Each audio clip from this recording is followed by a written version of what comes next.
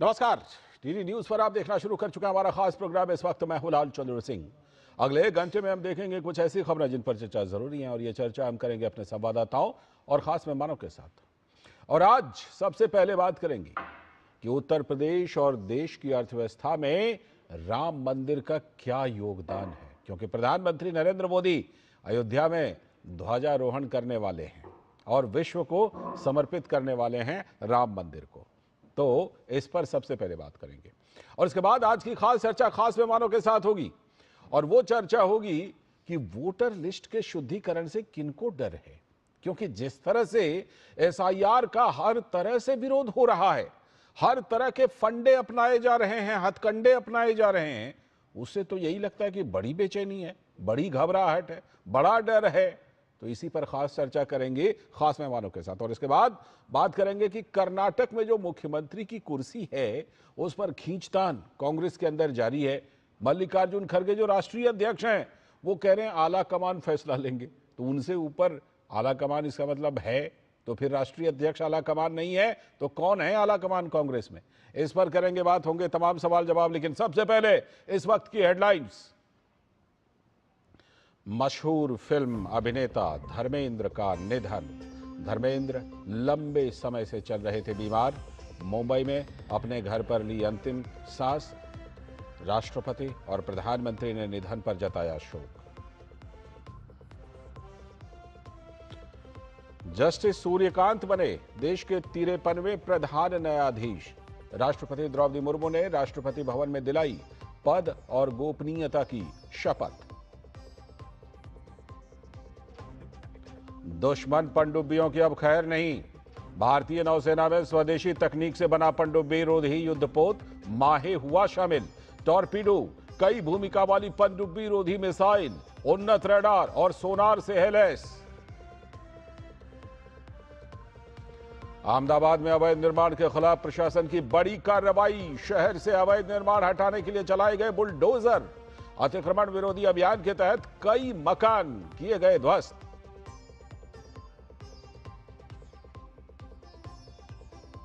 Karnataka CM की कुर्सी पर मचे घमासान के बीच बेंगलुरु में मुख्यमंत्री और उप मुख्यमंत्री से अलग अलग मिले मल्लिकार्जुन खड़गे। कहा फैसला करेंगे आला कमान। तो सवाल यह है कि राष्ट्रीय अध्यक्ष के अलावा कौन है आला कमान? और पाकिस्तान के पेशावर में आज सुबह बड़ा आत्मघाती हमला। सैनिक बल के मुख्यालय पर हमले में 3 सुरक्षाकर्मी मारे गए, 2 अन्य घायल, 3 हमलावर भी हुए ढेर।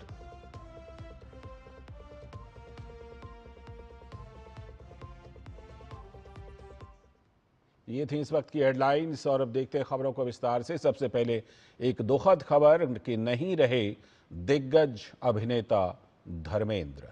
धर्मेंद्र जो कि एक दिग्गज अभिनेता थे वो अब नहीं रहे। 89 साल की उम्र में अभिनेता का निधन हुआ। मुंबई के ब्रीच कैंडी अस्पताल में धर्मेंद्र भर्ती थे, लंबे समय से बीमार चल रहे थे। और धर्मेंद्र का जन्म 8 दिसंबर 1935 को हुआ था। तो इस तरह से 89, करीब करीब 90 भी मान लीजिए वर्ष के धर्मेंद्र थे। पंजाब के लुधियाना के साहनेवाल गांव में धर्मेंद्र का जन्म हुआ था। तो मशहूर अभिनेता धर्मेंद्र वहीं पर पैदा हुए थे। बॉलीवुड के ही-मैन नाम से प्रसिद्ध थे धर्मेंद्र। जो उनकी छवि थी, ही-मैन वाली छवि थी। हिंदी सिनेमा में, भारतीय सिनेमा में गहरा योगदान रहा। 300 से भी ज्यादा फिल्मों में धर्मेंद्र ने काम किया। 1960 में फिल्म दिल भी तेरा हम भी तेरे, इसी से उन्होंने अपने एक्टिंग का डेब्यू किया था, यानी अभिनय की शुरुआत की थी उन्होंने। हिंदी, पंजाबी और बंगाली फिल्मों में धर्मेंद्र ने बहुत काम किए। 1966 में धर्मेंद्र ने बंगाली में अपने फिल्मी करियर की शुरुआत की थी, सबसे पहले बंगाली फिल्म से। और वो जो फिल्म थी वो जगन्नाथ चैटर्जी द्वारा निर्देशित बंगाली फिल्म थी पारी। इसी फिल्म में उन्होंने शुरुआत की थी, पारी फिल्म में। 2011 में मशहूर reality show India's got talent की तीसरी सीरीज के जज रहे फिल्म अभिनेता धर्मेंद्र। और आखिरी फिल्म तो पिछले साल 2024 में तेरी बातों में ऐसा उलझा जिया, ये उनकी आखिरी फिल्म रही, यानी पिछले साल तक काम करते रहे। उम्र के आखिरी पड़ाव तक भी। श्री राम राघवन द्वारा निर्देशित अपकमिंग फिल्म 21 में भी वो नजर आने वाले हैं, यानी कि अभी उनका फिल्मी सफर धर्मेंद्र का वो चलेगा। सिनेमा में योगदान के लिए कई अवार्ड से धर्मेंद्र को सम्मानित किया जा चुका है और फिल्मी करियर के अलावा राजनीति में भी उन्होंने हिस्सा लिया था। तो सूचना एवं प्रसारण मंत्री अश्विनी वैष्णव ने भारतीय सिनेमा के सुपरस्टार धर्मेंद्र के निधन पर श्रद्धांजलि अर्पित की है। अश्विनी वैष्णव ने एक्स पर पोस्ट करते हुए लिखा, सिनेमा जगत धर्मेंद्र जी की विरासत को हमेशा संजोए रखेगा। शोले के वीर नायक और सत्यकाम के भावपूर्ण कवि जैसे कालातीत किरदारों के माध्यम से उन्होंने हमें वीरता और करुणा की कहानियां दी। उनकी यादों की बारात अनंत काल तक गूंजती रहेगी। ओम शांति।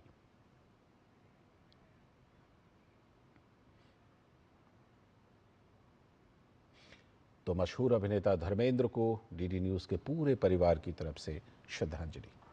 और अब बात करते हैं कि यूपी की अर्थव्यवस्था में और देश की अर्थव्यवस्था में भी राम मंदिर का क्या योगदान है, क्योंकि प्रधानमंत्री वहां पर अयोध्या में ध्वजारोहण भी करने वाले हैं।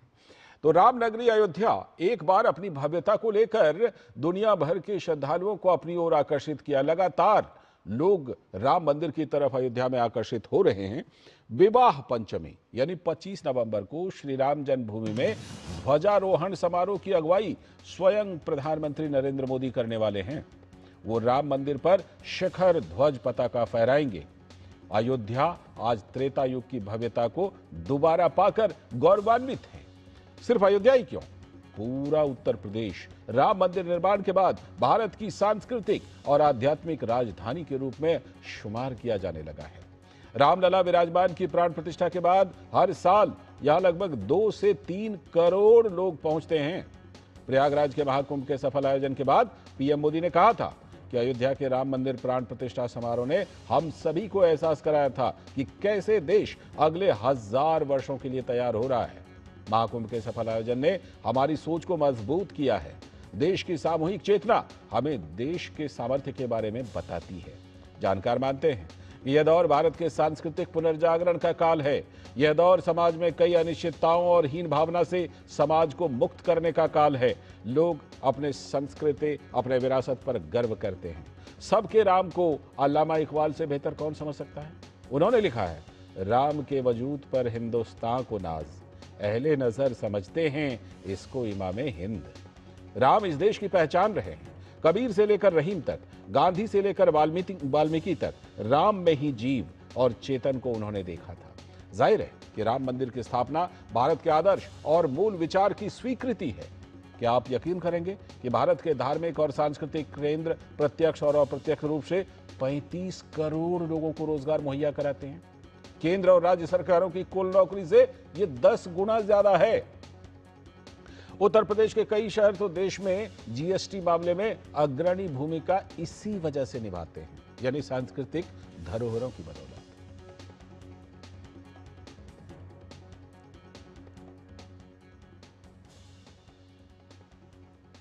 तो कार्यक्रम के बारे में यूपी के उप मुख्यमंत्री केशव प्रसाद मौर्य ने कहा कि राम ध्वज लगने जा रहा है और यह सभी राम भक्तों के त्याग का प्रतीक है। यह जो धर्म ध्वजा लगने जा रही है, यह जो करोड़ों राम भक्तों ने संघर्ष किया, लाखों राम भक्तों ने जो बलिदान दिया, उनके त्याग, तप, तपस्या, बलिदान का प्रतीक होगा और इससे पूरा देश अनंत काल तक गौरव की अनुभूति करेगा। और माननीय प्रधानमंत्री श्री नरेंद्र मोदी जी के नेतृत्व में अगर देश में सरकार नहीं बनती तो शायद रामलला के भव्य मंदिर का यह स्वरूप हम देख नहीं पाते। और अयोध्या विवाद के दौरान याचिकाकर्ता रह चुके इकबाल अंसारी ने कहा कि सबके हैं राम और अयोध्या का विकास हो रहा है। देखिए, सवाल हमारे यहाँ अयोध्या है। अयोध्या धर्म की नगरी है, भगवान राम की नगरी है, हनुमान जी की नगरी है, सरजू नदी है। सब धर्म के, सब जात के देवता जो है विराजमान है। माननीय प्रधानमंत्री जी का सौभाग्य है कि भूमि पूजन, प्राण प्रतिष्ठा, झंडारोहण, ये सारे चीजों पर जो प्रधानमंत्री जी के हाथों से होना है। देश के पहले प्रधानमंत्री हैं जिन्होंने अयोध्या के लिए इतना काम किया। और अयोध्या की जनता, उन्होंने कहा कि अयोध्या में लोगों के आने से व्यापार और आमदनी सब कुछ में बढ़ोतरी हो रही है। बहुत लोग आ रहे हैं, पहले से बहुत ज़्यादा आ रहे हैं। पर्यटक आ रहे हैं तो क्या कहें? बहुत लोग को रोजी रोटी मिल गई है। जैसे रहन सहन सबका अंतर हो गया, ज़मीनें महंगी हो गई और बाहर से लोग आके बसने लगे, और यहाँ जब से एयरपोर्ट हो गया तब से आपका मतलब बहुत विकास हुआ। हमारे 2-3 यहाँ जो परिचित लोग हैं उनके घर में स्वयं में ही ये सुविधाएं स्टार्ट हो गई, तो जाहिर सी बात है उससे इनकम तो बढ़ेगा ही लोगों का। तो अयोध्या में बिल्कुल व्यापक तैयारियां चल रही हैं और अयोध्या की धरती पर मौजूद हैं हमारे संवाददाता, हमारे सहयोगी निखिल सिंह, और साथ में विनोद मिश्र जी भी हमारे सलाहकार संपादक के स्टूडियो से जुड़े हुए हैं। आप देखिए निखिल कितने सौभाग्यशाली हैं कि आज अयोध्या से हमारे साथ जुड़ रहे हैं। निखिल, क्या कुछ तैयारियां हैं कल के ध्वजारोहण की, और किस तरह से अयोध्या वासी बिल्कुल गदगद हो रहे हैं और इस युग में त्रेता युग को महसूस कर रहे हैं? निश्चित तौर पर इस युग में त्रेता युग को महसूस करने की बात है, क्योंकि आमूल चूल परिवर्तन हुआ है। जब हम बात, जिस तरह से आपने बताया कि ध्वजारोहण कार्यक्रम होना है, धर्म ध्वज रक्षक कहा जा रहा है प्रधानमंत्री नरेंद्र मोदी को, और उनके हाथों से आज जब कल ये ध्वजारोहण कार्यक्रम होगा, उसके साथ ही माना जाता है कि इस मंदिर का जो निर्माण कार्य है वो पूर्ण हुआ। मैं अपने कैमरामैन विमलेश से रिक्वेस्ट करूंगा कि वो इस जो तैयारियां हो रही हैं वो आपको दिखाएं। यहाँ थोड़ी देर पहले रामधुन सुनाई पड़ रही थी, तो यानी जो पूजा अर्चना का कार्य है वो तो साथ साथ चल ही रहा है। उसके अलावा जबरदस्त तैयारियां पूरी तरह से चल रही है। कल के भव्य कार्यक्रम के लिए, दिव्य कार्यक्रम के लिए ध्वजारोहण अपने आप में अलौकिक अनुपम कार्यक्रम है, जब इस मंदिर का जो पूरा विकास कार्य है वो पूर्ण होगा। और उसके साथ ही साथ वो जो धर्म ध्वजा है वो लहराएगी, सनातन की धर्म ध्वजा है।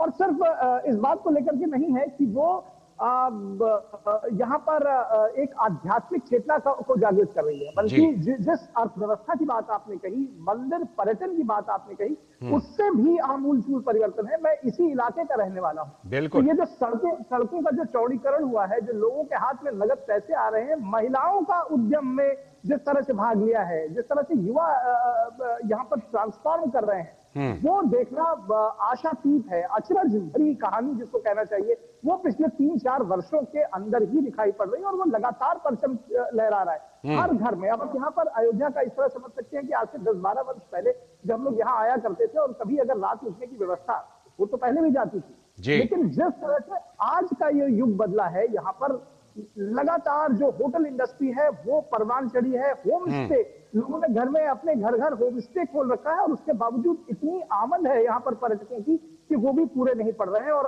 तमाम लोग इसकी तरफ आगे जा रहे हैं। महिलाएं जो यहाँ से जुड़ा हुआ, चाहे वो प्रसाद बनाने से लेकर के यहाँ पर भगवान श्री राम और सीता जी की जो मूर्तियों की नक्काशी है, जो उससे जुड़े हुए तमाम सारे काम में जो महिलाएं हैं वो जुड़ी हुई हैं। तो जब महिला उद्यमियों की बात होती है तो वो भी उसमें जुड़ती है। हम जिस तरह से पूरा ये, अब आप इस शहर में चाहे तो रैपिडो हो, ओला हो, उस तरह का ऑटो करके, यानी कि जो जब आप इस तरह का जो ट्रांजैक्शन की बात करते हैं तो वो भी आती है। यानी कि इस आध्यात्मिक चेतना के जागरण के साथ साथ जो अर्थ जगत है वो भी शुमार हुआ। लौटता हूं आपके पास। कह रहे हैं कि अल्लामा इकबाल की बात आपने कही, तो वो भी यहाँ पर श्री राम चरितमानस की चौपाई के साथ की, सिए राम में सब जग जानी, करूं प्रणाम जोर जुग पानी। जोर जुग पानी, क्या बात है। लौटता हूं आपके पास, विनोद जी को शामिल करते हैं। विनोद जी, विरासत से विकास किस तरह से हो सकता है और कैसे हो रहा है, ये अयोध्या से निखिल बता रहे हैं कि विरासत से विकास हो रहा है। लोग, निखिल उसके बगल के रहने वाले हैं और उस विकास को अनुभव कर पा रहे हैं। ऐसे में मतलब क्या कहें, जिनको निमंत्रण मिलने के बाद भी वहां नहीं पहुंचते हैं।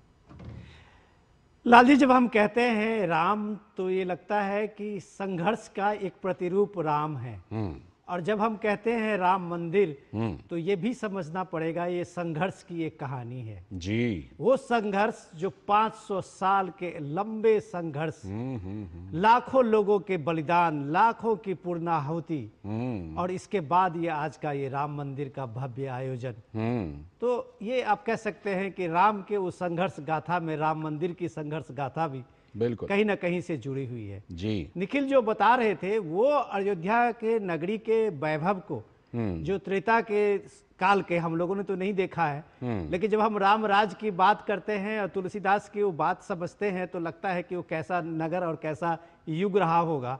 तो उस परिकल्पना को जो साकार करते हुए अयोध्या की आज की नगरी है, और जब इस नगरी की बात आप करते हैं और आप जब कहते हैं कि विरासत के साथ विकास का, तो ये बात भी देश को ये समझ में आने लगी है कि ये एक तरह से सांस्कृतिक पुनर्जागरण का काल है।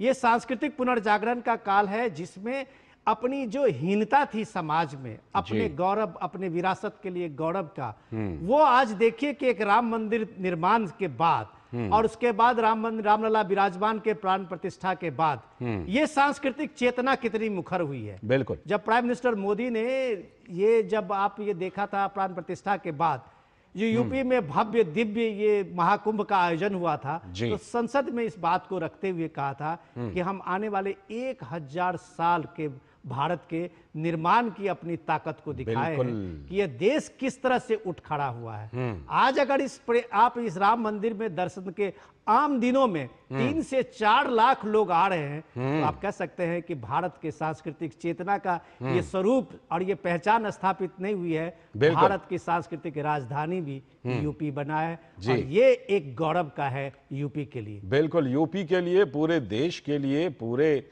समाज के लिए गौरव की बात है। लेकिन आपके पास दोबारा मैं इसलिए आ रहा हूं कि जब पहली बार बात की तो आपने कैमरा पैन करके बड़े अच्छे दृश्य दिखाए।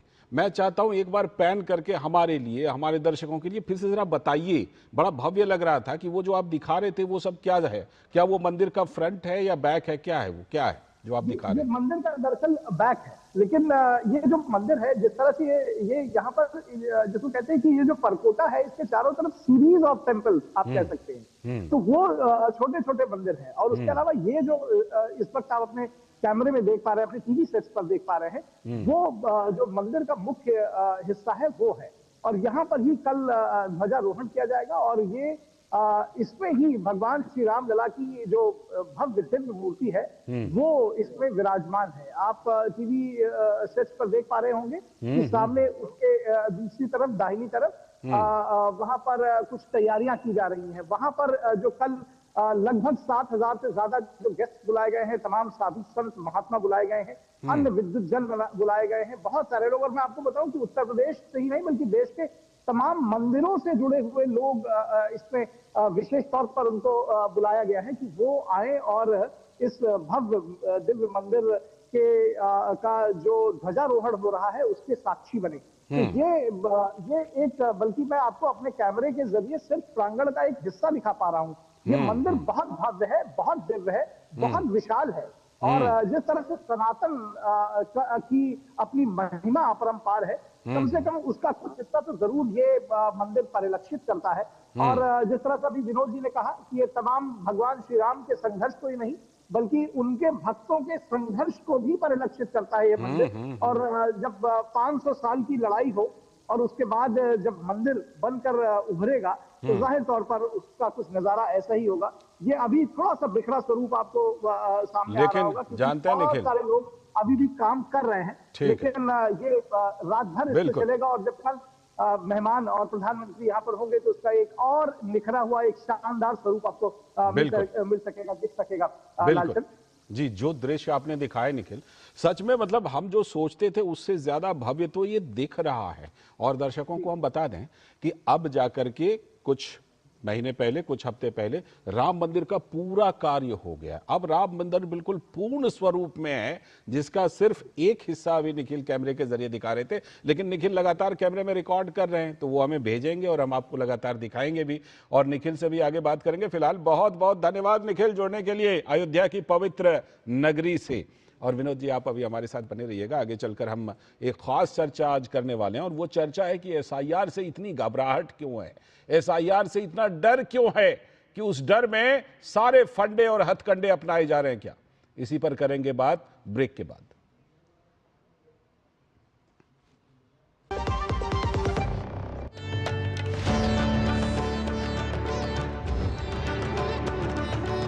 दिल्ली में श्री गुरु तेग बहादुर जी की 350वीं शहीदी दिवस का आयोजन।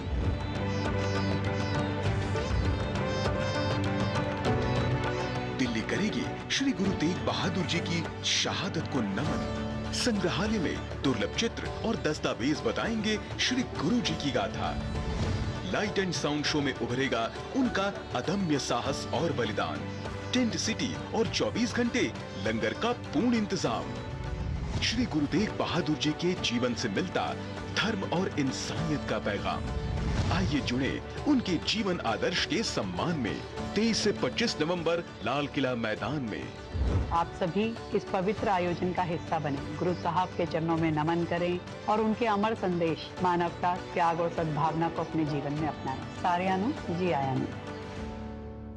क्या आपको है आकर्षक बचत विकल्पों की तलाश? LIC प्रस्तुत करता है नवजीवन श्री सिंगल प्रीमियम प्लान। एक मुश्त प्रीमियम राशि जमा करें, जीवन बीमा कवर का आनंद उठाएं, परिपक्वता पर गारंटीकृत निश्चित राशि प्राप्त करें। तरलता विकल्प भी उपलब्ध। अभी खरीदें। मौजूदा पॉलिसी धारकों के लिए आकर्षक छूट, नियम और शर्तें लागू। मेरी पसंद, मेरी पसंद, मेरी पसंद, मेरी पसंद, हमारी पसंद, हम सबकी पसंद। मजबूत देश का मजबूत सरिया हो गया स्टील। स्वागत है ब्रेक के बाद। ब्रेक से पहले जो हम बात कर रहे थे वो राम मंदिर का क्या योगदान है यूपी और देश की अर्थव्यवस्था में। अक्सर कुछ बुद्धिजीवी उठाते मंदिरों से होता क्या है, देखिए कैसा जवाब मिल रहा है। चंद्रबाबू नायडू जो आंध्र प्रदेश के मुख्यमंत्री हैं, उन्होंने कहा है कि 6 लाख करोड़ रुपए का योगदान होता है मंदिरों का। और सीएम योगी उत्तर प्रदेश के, उन्होंने तो डेटा दिया था कि जीडीपी में भी लगभग जो है प्रयागराज के महाकुंभ से 3.5 लाख करोड़ रुपए की वृद्धि हुई थी।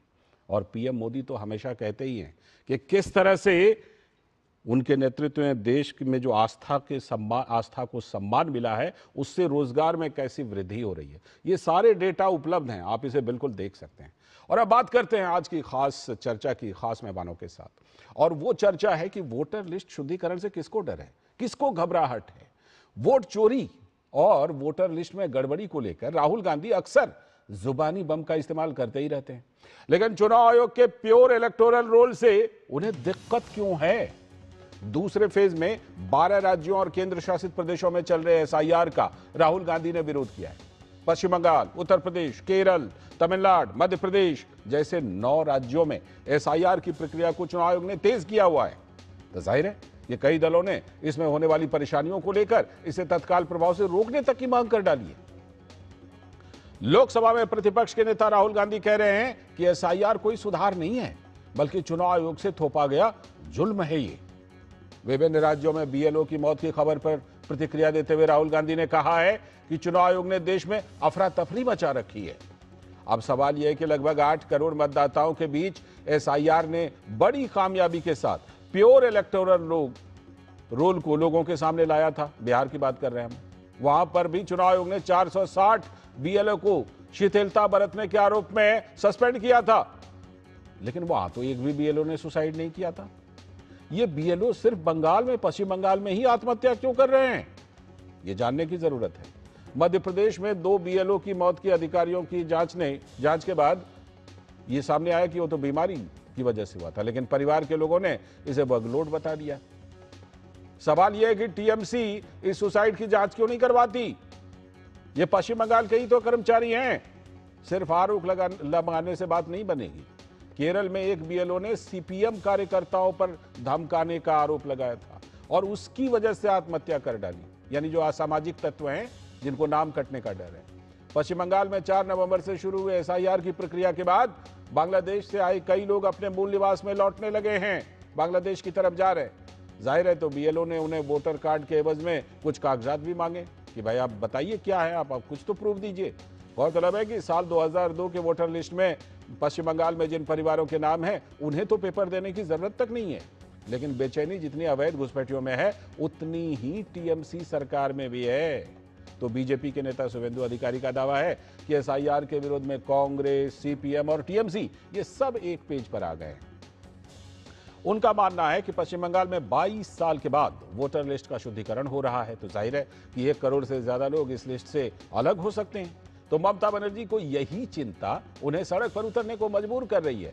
बीजेपी का यह भी दावा है कि साल 2024 के लोकसभा चुनाव में भारी खून खराबे के बावजूद बीजेपी ने 2.33 करोड़ वोट हासिल किया था पश्चिम बंगाल में, जबकि ममता बनर्जी की पार्टी ने 2.77 करोड़ वोट हासिल किया था। तो बीजेपी का आरोप है कि मिदनापुर में ऐसे सैकड़ों वोटर्स मिल जाएंगे जो अपने ससुर को पिता बताकर वोटर लिस्ट में अपना नाम पा रहे हैं और पा चुके हैं, बल्कि पहले ही पा चुके हैं। अब तो खैर एसआईआर के जरिए बाहर किया जा रहा है।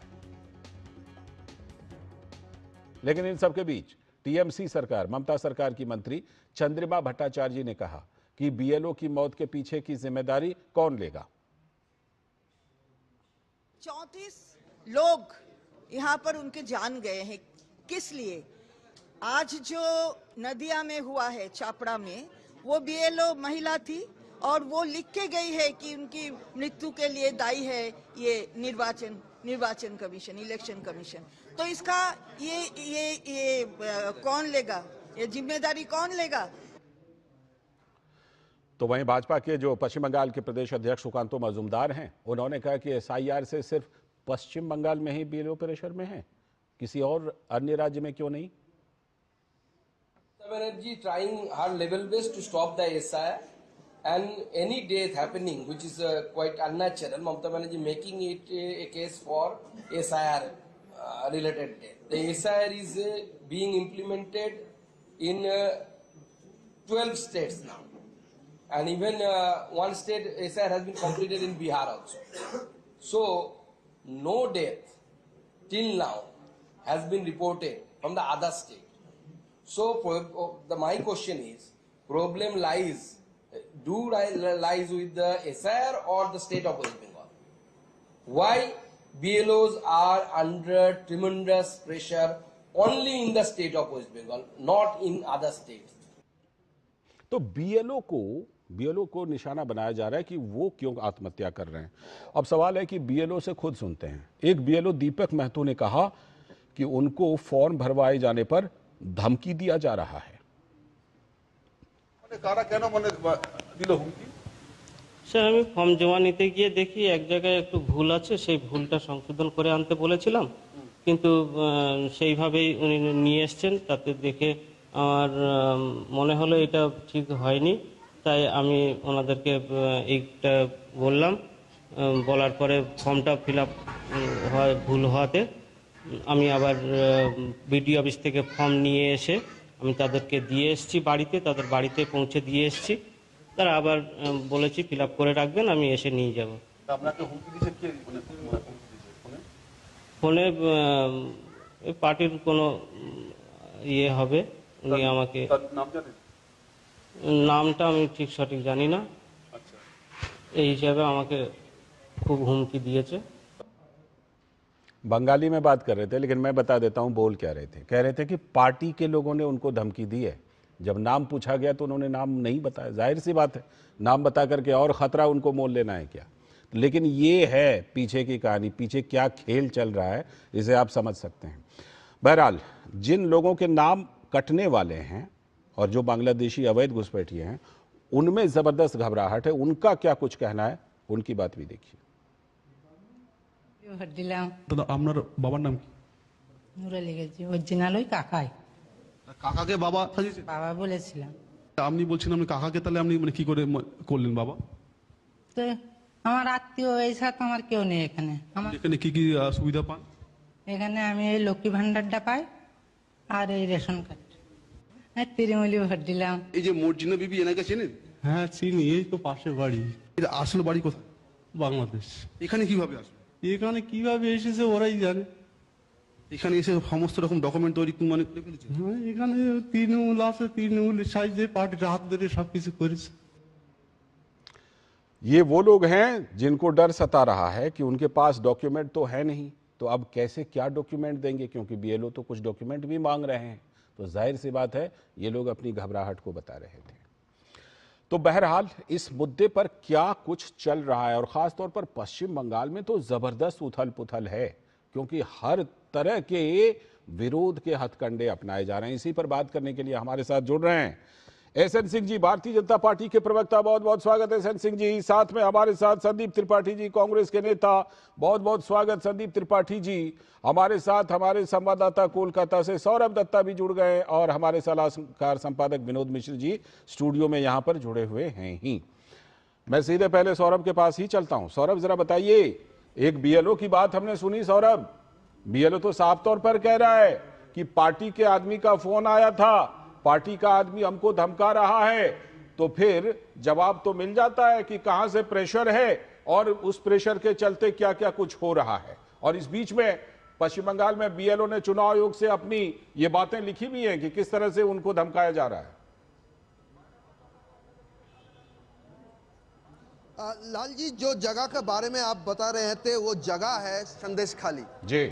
एक साल बाद भी, एक साल पीछे अगर चले जाएं तो संदेश खाली इस राज्य राजनीति में कौन सी जगह का नाम है, ये भारत के हर घर घर को पता चल गया था। शेख शाहजहां, जिन्होंने ईडी अधिकारी के ऊपर भी उनको भी लोहू लोहान कर दिया था।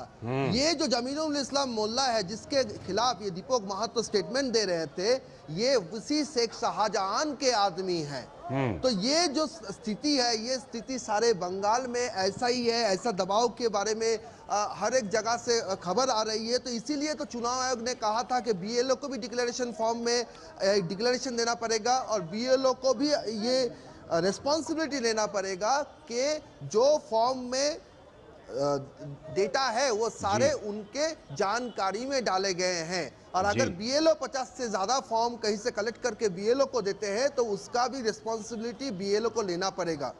तो जब चुनाव आयोग ने ये सारे इशार के चलते ये सब कदम उठाया तो उसका नतीजा क्या हुआ? उसका नतीजा हुआ ये तस्वीर आप देख रहे हैं। बीएलओ, ये अधिकार रक्षा कमेटी है, उनके बैनर में ये लोग आ रहे हैं, ये लोग यहाँ पे विरोध दिखा रहे हैं। मैं अपने कैमरा पर्सन प्रदीप घोष जी को कहूंगा कि थोड़ा सा इधर का रुख करें, कैमरा का रुख इधर करें। आप जहाँ पे देख रहे हैं ना, ये चुनाव आयोग का ऑफिस के एकदम सामने है। चुनाव आयोग के ऑफिस के सामने है और इसके सामने ये जो लोग है, यहाँ पे बैरिकेड है। अगर मैं दिखा सकता था थोड़ा सा कैमरा पे, प्रदीप जी से बोल रहा हूँ कि कैमरे को थोड़ा सा उठाइए, साथ में लेके आइए, जरा करीब लेके आइए, जरा बैरिकेड दिखाएं हम हमारे दर्शकों को कि यहाँ पे कैसे पुलिस चुनाव आयोग के बाहर देखिए पुलिस कितने तैनात में पुलिस है यहाँ पे बैरिकेड है। यहाँ पे ये जो बैरिकेड आप देख रहे हैं ना, ये बैरिकेड सख्त से, आप एक कॉन्स्टिट्यूशनल बॉडी है उसके सामने एक बैरिकेड देना पड़ा है पुलिस को, ताकि ये लोग हाथ में ताला लेके, हाथ में चेन लेके आए थे, इसमें चढ़ गए थे इस बैरिकेड के ऊपर। और अभी देखिए आग जला रहा है, आग जल रहा है यहाँ पे। वो तस्वीर भी दिखाएंगे आपको। यहाँ पे देखिए यहाँ पे ये तस्वीर देखिए, यहाँ पे देखिए, ये देखिए, ये जो है ये पुतला चला रहे हैं इनका। सर्जन से थोड़ा बात करेंगे। किसका? हमारे महान ज्ञानेश कुमार जी का, इसी का पुतला। आप देख रहे हैं कि यहाँ पे काफी माहौल जो है वो माहौल गर्म हो गया है। यहाँ पे पुतला जला रहा है, वो जो सीईसी का है उनका पुतला जला रहे हैं जी। हाथ में ये सज्जन को जरा एक बार बात करेंगे। दादा इधर कैमरे में दादा कैमरे। ठीक है, मैं लौटता हूँ आपके पास सौरभ जी। सौरभ, लौटता हूँ आपके पास। जाहिर सी बात है कि लोगों में इतनी घबराहट है कि वो कुछ भी करने को तैयार हैं और उसी का नजारा आप दिखा रहे थे कि चुनाव आयोग के दफ्तर के आगे आके खड़े हैं, प्रदर्शन कर रहे हैं। और पश्चिम बंगाल है तो जाहिर सी बात है ममता सरकार का जो रुख है उसमें तो सपोर्टिव ही है। विनोद जी के पास चलते हैं। विनोद जी, अभी हमारे संवाददाता दिखा रहे थे वहां का दृश्य। जाहिर सी बात है कोई भी फंडा, कोई भी हथकंडा छोड़ना नहीं है एसआईआर के खिलाफ, जबकि जो सच्चाई है, जो हकीकत है, वो तो एक बीएलओ क्या कह रहे हैं वो हमने सुनवा दिया। लाल जी, आपको पहले हमारे सौरभ दत्ता के इस काम के लिए और इस आज की रिपोर्टिंग के लिए तारीफ करनी चाहिए। जी। सिर्फ हमारा एक डीडी न्यूज का आपने माइक देखा है। बंगाल की हालत ये है कि कोई चैनल इस तरह की खबर दिखाने के लिए भी तैयार नहीं है। मैं सबसे पहले तो सौरभ दत्ता को इस बात के लिए धन्यवाद दूंगा कि कम से कम लोकतंत्र में जो आवाज होती है ना, उसको सही मायने में हमने ये काम किया है। दूरदर्शन ने इस चीज को दिखाया है और बहुत शानदार आपने रिपोर्टिंग की है। ये इन लोगों को बताने की जरूरत है और ये बात समझने की जरूरत है कि आखिर ये एसआईआर के विरोध करने वाले कौन लोग हैं, या एसआईआर पे जो इस तरह के भ्रम फैलाने वाले कौन लोग हैं। अगर राहुल गांधी इन सब चीजों के लेके करते हैं, बिहार ने उनको एक दिखाया है आईना। बिहार में अभी आप देखिए कि जिस बीएलओ के प्रेशर की बात ये कह रहे हैं अपने इतने लंबे चौड़े ट्वीट में, 460 बीएलओ को वहां सस्पेंड किया गया था 3 महीने के अंदर में, दोनों फेज में। और उसके बाद भी क्या बिहार में किसी बीएलओ की ऐसी मौत की खबर आपने सुनी? कोई सुसाइड की खबर आपने सुनी? और बिहार में जो एक प्योर इलेक्टोरल रोल जो था वो दुनिया के सामने में एक प्रस्तुत किया है उदाहरण रिकॉर्ड तोड़ मतदान का। और इसके बाद अगर आप उस समय का याद कीजिए कि एसआईआर बिहार में पहली शुरुआत होते ही किस तरह से संसद से सड़क तक एसआईआर को लेकर हंगामा हुआ, सुप्रीम कोर्ट में ये बात तक कई महीनों तक चलता रहा। इतने सब होने के बाद अगर माननीय सुप्रीम कोर्ट के तरफ से भी ये बात आई कि भाई ये सुप्रीम एक तरह से ये पहला एसआईआर नहीं है, बंगाल के लोगों को समझना चाहिए कि 9वीं बार का एसआईआर है, ये पहली बार एक ज्ञानेश कुमार एसआईआर नहीं करा रहे हैं। बिल्कुल। और इस एसआईआर को लेके इतना भ्रम, इतनी झूठ, इतने अफवाह, तो इसका मकसद क्या है? बिल्कुल। ये मकसद को जानना पड़ेगा कि पश्चिम बंगाल में क्या ममता बनर्जी के इस जीत का पूरा का पूरा श्रेय ये फेक वोट ही है? ये बात जो शुभेंदु अधिकारी कह रहे हैं कि 2024 में 2 करोड़ 33 लाख अगर बीजेपी को मिली थी तो 2 करोड़ 77 लाख सिर्फ टीएमसी को, यानी सिर्फ 44 लाख का गैप है। आप अगर इन सब चीजों से घबरा क्यों रहे हैं? Rahul Gandhi pure electoral roll से घबरा क्यों रहे हैं? सबसे ज्यादा वोट चोरी का आरोप और सबसे ज्यादा इलेक्टोरल रोल पे सवाल तो उन्हीं का है, और उनके सामने में प्योर इलेक्टोरल रोल है, आ रहा है अगर पूरे देश से, इसमें दिक्कत किसे है? किसे है दिक्कत? किसे है दिक्कत? संदीप त्रिपाठी जी के पास चलते हैं। संदीप जी से पहले एक मीठी सी और प्यारी सी शिकायत कर देता हूं। संदीप जी ने वादा किया था कि 14 तारीख को जुड़ूंगा, लेकिन 10 दिन बाद जुड़ रहे हैं। संदीप जी एक बार फिर से बहुत बहुत स्वागत है आपका हमारे मंच पर। संदीप जी सबसे पहले तो आपसे ये बताइए जरा, आज जो मुद्दा है हमारा कि जिस तरह से राहुल गांधी कह रहे हैं कि ये बहुत अफरा तफरी हो रहा है, अरे भाई ये 9वीं बार देश में हो रहा है एसआईआर, ये कब कब अफरा तफरी हुई? ये अफरा तफरी बिहार में तो नहीं दिखाई पड़ी, वहां तो 0 क्लेम रहा। तो ये अलग अलग तरह के फंडे और हथकंडे किस लिए संदीप जी? क्या शुद्धता से भी शिकायत है क्या? क्या शुद्धता से भी परहेज है क्या? क्या अशुद्ध ही रहने देना चाहते हैं क्या? दिक्कत क्या है संदीप जी बताइए। पहली चीज तो सर मैं क्लियर कर दूं कि 14 तारीख को आपके यहाँ से इनविटेशन नहीं आया था। अब जबरदस्ती निमंत्रण उत्तर प्रदेश के लोग तो नहीं जाते, चाहे परिवार में ही हो। जी ठीक पहली है, चीज। चलिए ठीक है।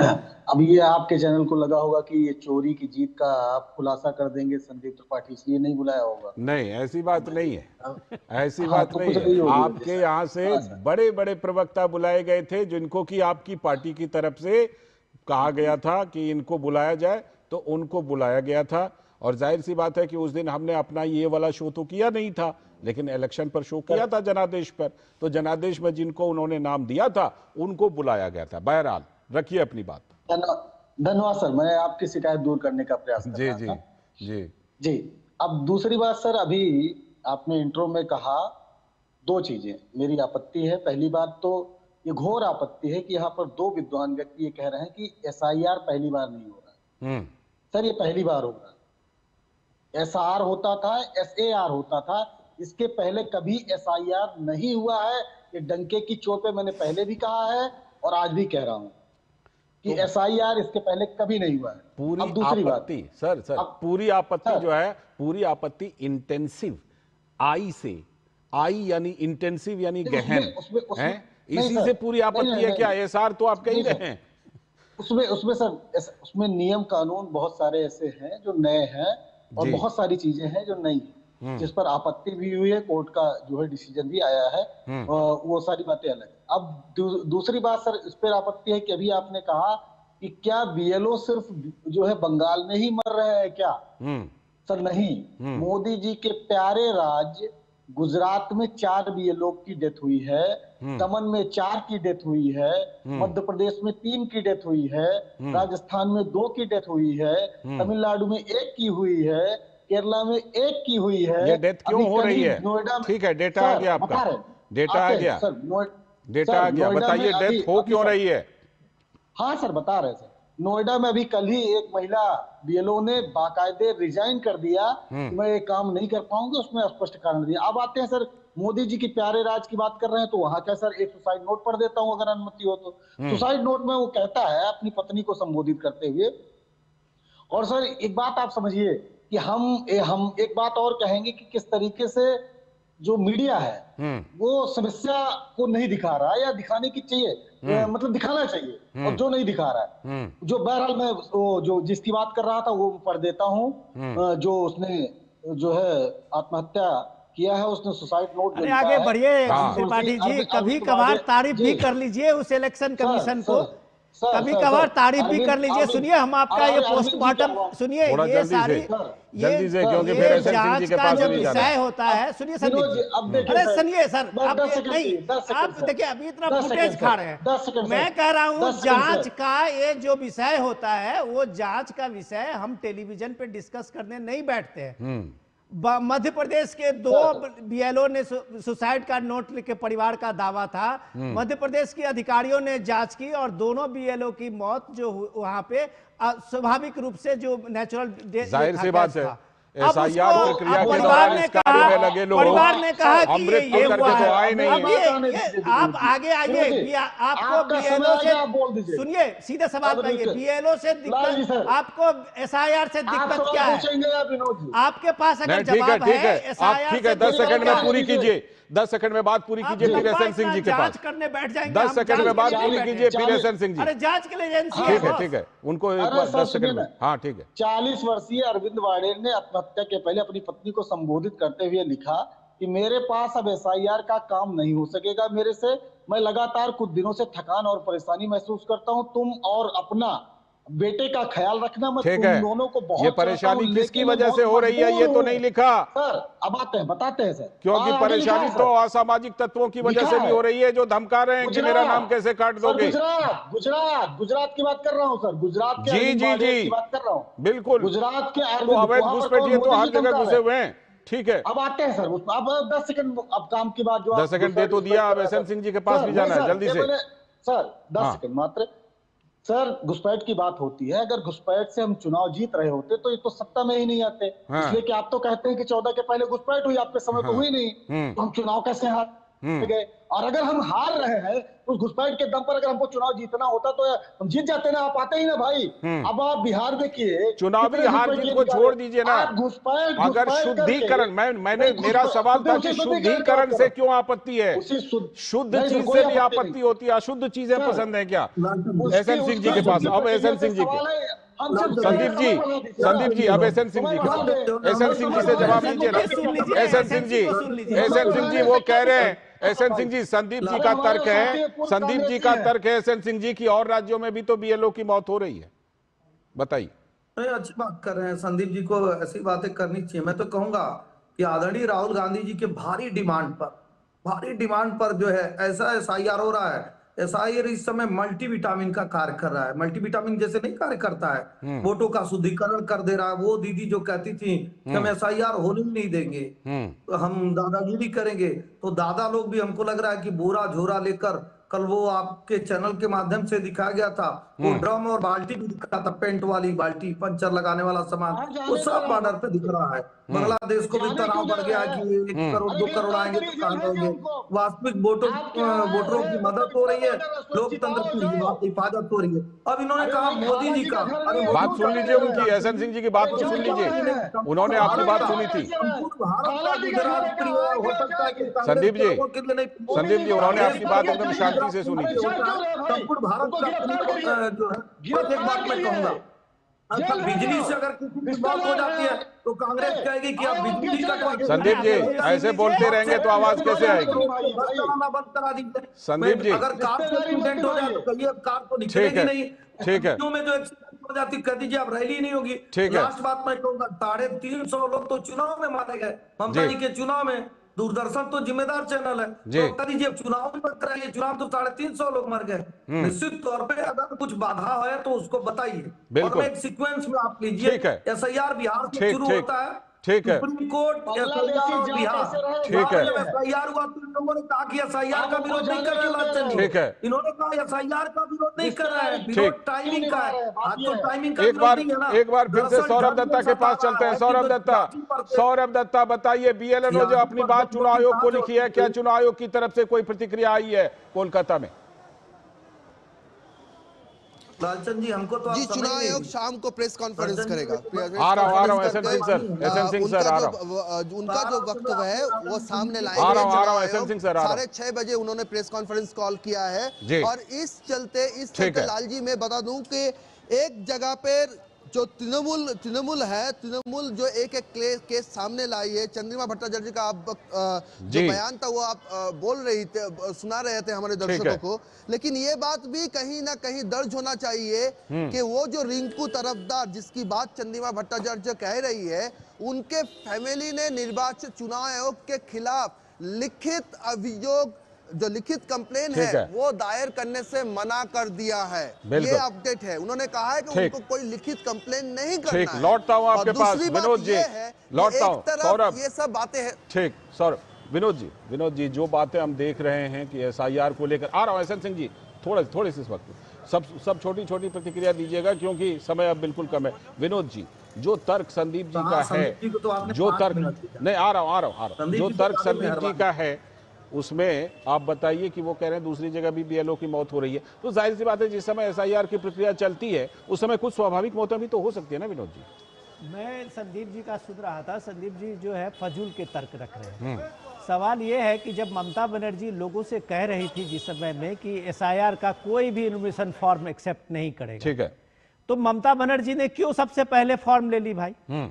अब वो खुद फॉर्म लेके और दूसरों को कह रही थी कि हम एसआईआर होवे ना, और अपने खुद एसआईआर ले रही है। डुप्लीकेसी जो है, आप ये देखिए इन चीजों को कि आप एक तरह से लोगों में भ्रम फैला रहे हैं जी, और दूसरी तरह अपने खुद एसआईआर लेके बैठ जाते हैं, फॉर्म लेके बैठ जा रहे हैं। संदीप जी, सिंपल सी ये है कि आप जब वोट चोरी का आरोप लगाते हैं, आप जब वोटर लिस्ट के गड़बड़ी की बात करते हैं, और चुनाव आयोग का जो एक अधिकार है, संवैधानिक दायित्व है कि वो एसआईआर करने के लिए जब आगे बढ़ता है, उस प्रोसेस में आता है, तब आप उसको जुल्म बताते हैं, तब आप कहते हैं कि ये अत्याचार हो रहा है। तो भाई करे क्या? आपके किस चीज से खुश रहना, कैसे खुश रहेंगे? एसएन सिंह जी, आप अपनी बात पूरी करना चाहते थे, कीजिए जल्दी से। संदीप जी से दो सवाल मेरा है। संदीप जी से ये पूछिए कि एसआईआर पे कांग्रेस का स्टैंड क्या है, क्योंकि कांग्रेस के ही लोग कहते थे कि हम एसआईआर का विरोध नहीं कर रहे हैं, हम टाइमिंग का विरोध कर रहे हैं। ऐसा कांग्रेस के सभी बड़े लोगों ने बिहार में कहा। दूसरी बात मैं कहूंगा, एक जगह है जहां पे 1.5 लाख लोग हैं और 5,000 वोटर हैं, बाकी क्या है भाई? तीसरी बात, वो जो लोग भाग के जा रहे हैं बॉर्डर पे, वो क्यों भाग के जा रहे हैं, इसका कारण क्या है? और चौथी बात, एसआईआर नाम बदल के उसका कोई भी नाम रख लीजिए, आप बताइए वोटों का शुद्धिकरण कैसे होगा? जिनकी मृत्यु हो गई है। संदीप जी जल्दी से छोटी सी प्रतिक्रिया, संदीप जी जल्दी से छोटी सी प्रतिक्रिया, संदीप जी छोटी सी प्रतिक्रिया जल्दी से। देखिए सर, वोटों की शुद्धिकरण की प्रक्रिया हर वर्ष भाई साहब जान लीजिए कि साल में 3 बार होती है। तो आप साल में 3 बार होती है तो आपने क्यों नहीं शुद्ध किया? पहली चीज। तो जो आप 8 बार जो आपने कहा एसआर वाला ठीक है, वो क्या था?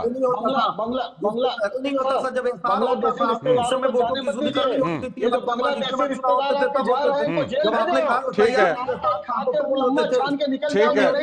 शुक्रिया। समय की कमी है फिलहाल, समय की कमी है फिलहाल समय की कमी है। आप लोगों का शुक्रिया, संदीप जी, एसएन सिंह जी, साथ में हमारे साथ सौरभ जुड़े थे, बहुत बहुत शुक्रिया। विनोद जी आपका भी शुक्रिया। वक्त है अभी एक ब्रेक का।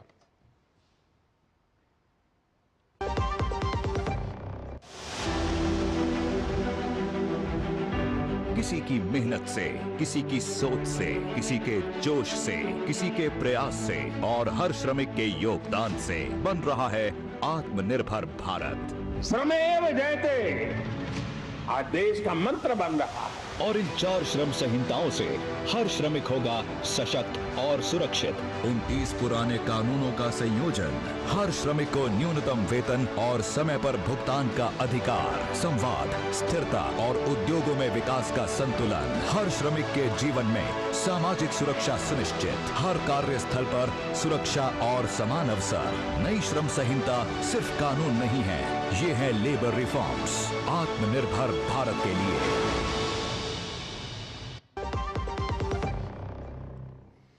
स्वागत है ब्रेक के बाद। अब बात करेंगे कर्नाटक में सीएम की कुर्सी पर तकरार की। कर्नाटक कांग्रेस में राज्य के मुख्यमंत्री की कुर्सी के लिए घमासान लगातार जारी है, क्योंकि सिद्धारमैया के 2.5 साल पूरे होने के बाद अब डीके शिव कुमार का उस कुर्सी पर दावा है। लेकिन सिद्धारमैया का तो अलग ही दावा है, कहें मैं ही करूंगा 5 साल का कार्यकाल पूरा।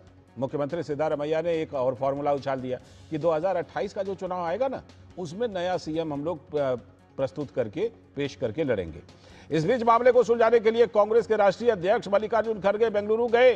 बेंगलुरु में उन्होंने मुख्यमंत्री और उप मुख्यमंत्री से अलग अलग मुलाकात भी की मल्लिकार्जुन खड़गे जी ने, और उन्होंने कहा कि कर्नाटक में सीएम का फैसला आला कमान करेंगे। लेकिन बड़ा सवाल तो यही है कि राष्ट्रीय अध्यक्ष खुद हैं मल्लिकार्जुन खड़गे, तो उनके अलावा आला कमान है कौन? और अगर राष्ट्रीय अध्यक्ष ही आला कमान नहीं है तो आला कमान कोई दूसरे हैं क्या? इस बीच राज्य की प्रमुख विपक्षी पार्टी बीजेपी ने हमला बोला है। कहा महीनों से ये जो पावर शिफ्टिंग का गेम चल रहा है ना, इससे कर्नाटक राज्य में कामकाज बिल्कुल ठप है। तो मल्लिकार्जुन खड़गे की बात हमने कही, उन्होंने क्या कहा? उन्होंने कहा कर्नाटक के मुद्दे पर आला कमान ही फैसला करेंगे। ದಯವಿಟ್ಟು ಯಾವ ವಿಚಾರದಲ್ಲೂ ಕೂಡ ಇದರ ಬಗ್ಗೆ ಏನು ಈಗ ನಡೆದಂತ ವಿದ್ಯಮಾನ ಬಗ್ಗೆ ಹೇಳ್ತಕ್ಕಂಥದ್ದಿಲ್ಲ। ಅದಕ್ಕಾಗಿ ತಾವು ಪದೇ ಪದೇ ಇಲ್ಲಿ ನಿಂತು ನಿಮ್ಮ ಸಮಯನೂ ಹಾಳ ಮತ್ತು ನನಗೂ ಬೇಜಾರಾಗ್ತಾ ಇದೆ, ಬಿಸಿಲಲ್ಲಿ ಚಳಿಯಲ್ಲಿ ನಿಂತು। ಅದಕ್ಕೆ ದಯವಿಟ್ಟು ಏನಿರೋದು ಹೈಕಮಾಂಡ್ ಮಾಡ್ತದೆ, ಅದಕ್ಕಾಗಿ ತಾವು ಇದ್ರ ಬಗ್ಗೆ ಹೆಚ್ಚಿನ ತಲೆ ಕೆಡಿಸ್ಕೊಳ್ತಕ್ಕಂಥದ್ದು ಸರಿಯಲ್ಲ। कन्नड़ में बोल रहे थे, कह रहे थे हम सबसे मिले, सबसे बात ली, लेकिन हाईकमान फैसला करेंगे। इस बीच विधान परिषद में जो विपक्ष नेता चलावाड़ी नारायण स्वामी हैं, उन्होंने पूछा कि फिर कांग्रेस पार्टी का आला कमान है कौन? राहुल गांधी, प्रियंका वाड्रा या फिर Sonia Gandhi? Congress is thinking that Mallikarjun Kharge is not a AICC full-fledged president. See, for the name's sake, he is like a watchman of the Gandhi family. He is taking care of some issues, that's all, so that he himself told that I am not helpless, I am not, I can't do anything because I will talk to High Command. Who is High Command?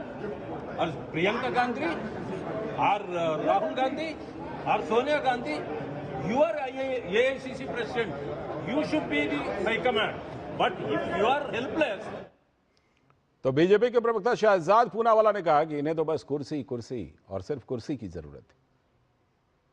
INC का मतलब बन चुका है I need chair, और ये chair की लड़ाई पिछले 2.5 वर्षों से चल रही है कर्नाटका में। पहले राजस्थान में गहलोत पायलट टेम्पलेट देखा था, वही टेम्पलेट यहां पर भी है। और इसीलिए कभी शिव कुमार जी का कैंप दिल्ली आ जाता है, बोलता है कि हमें सीएम बनाओ, फिर सिद्धरामैया जी का कैंप आता है, बोलते हैं सीएम को चेंज मत कराओ। और ये सीएम चेयर की लड़ाई में, पावर की लड़ाई में, ये पीपल को तो भूल ही चुके हैं। दूसरी ओर देखिए क्या हो रहा है कर्नाटका में। लॉ एंड ऑर्डर ध्वस्त है, इकोनॉमी त्रस्त है, जनता त्रस्त है।